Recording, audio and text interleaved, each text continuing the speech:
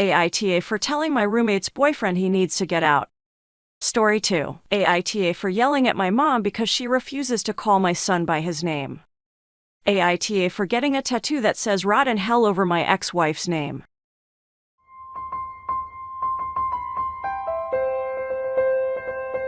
AITA for telling my roommate's boyfriend he needs to get out.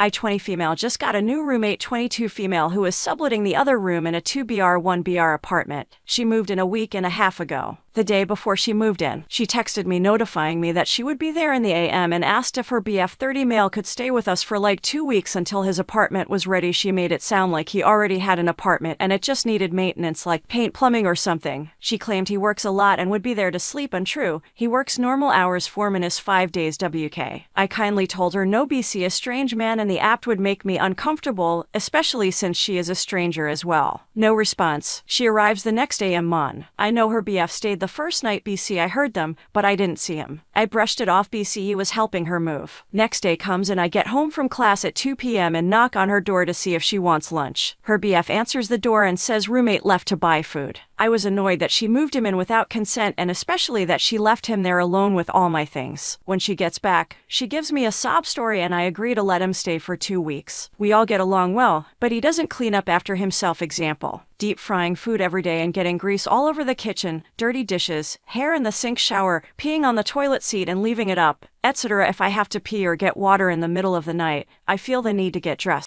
It's just all around annoying. The 2-week mark is coming up soon, so I asked her when his app would be ready last night. She directed me to ask him. BF says a few weeks because he has not signed a lease or given them any money, only been approved for an app. I said next Monday, 4 days away, would be 2 weeks, so he needs to get it figured out by then. She goes to her room slightly irritated and I did not see her again until today. This morning she told me she thought I was rude for how I talked to her BF and she would never treat one of my guests that way. I apologized, but I don't think I was rude, only stern. I said if he was staying longer than the 2 weeks he needs to pay rent. She said he's not paying rent because he's staying with her and already helped pay her half for the month. I made it clear I want him gone by Monday. If he is still here, I will inform the leasing office of an overnight guest who has overstayed their welcome. AITA.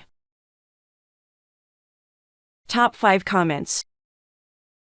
1. NTA. Your new roomie sounds painful and her boyfriend is a deadbeat. Get him out. May make your living situation a little tense, so hope she isn't a long-term sublet. 2. NTA. See if you can get out of the lease now BC. She's breaking contract and it won't get any better. Tell them you fear retaliation. 3. NTA. She's lucky she isn't being kicked out with him. Him paying her half of the rent doesn't count. If you're willing to let him stay for a third of the rent, that's great. She has 3 options. 1. He stays and pays 1/3. 2. She stays and he leaves, or 3. They both leave. No other choices. She can pick. 4. I would love nothing more than to kick them both out and go to the leasing office as soon as possible, but I can't. Her name is on the lease and I would like the next 7 months living together to be peaceful. Also, I cannot afford this place alone and it's really hard to find another roommate in the middle of the semester in a college town. 5. At this point, the boyfriend is no longer a guest. He's an unwelcome and unofficial roommate. If he is leaving a mess, eating your food, using your utilities, etc., he at minimum needs to be paying a 13 of the rent, not 1/2 of her 1/2 of the rent. But in all reality, he was not given permission to stay here and you have the right to have him kicked out. It's possible they are even violating the lease. Some places don't allow guests to stay for over a certain period of time. NTA. Story 2. AITA for yelling at my mom because she refuses to call my son by his name.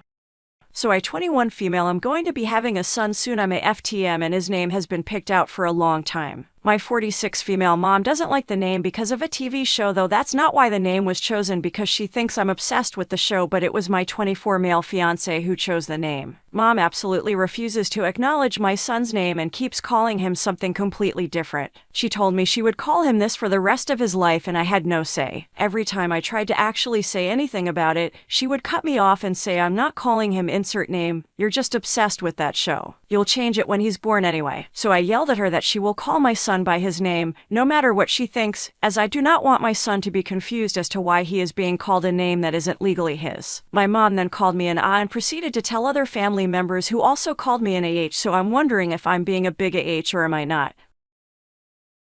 Top 5 comments.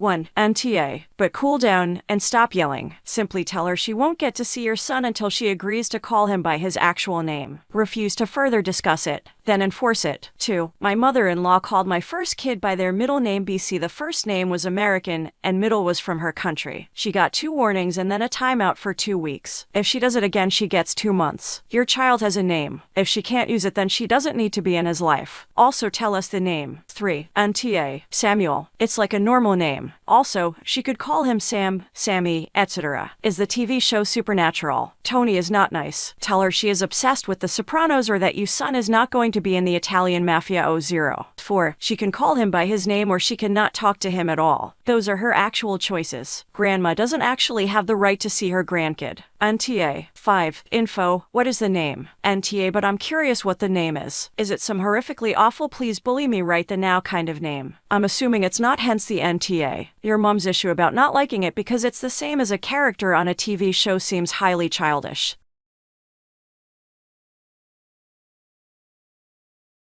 AITA for getting a tattoo that says "Rot in hell" over my ex-wife's name.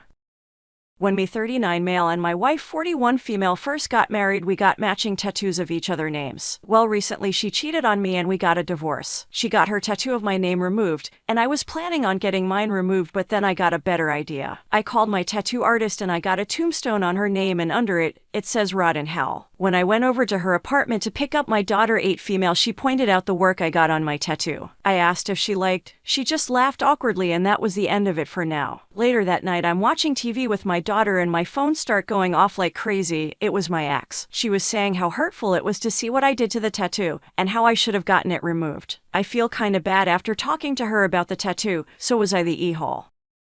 Top 5 comments.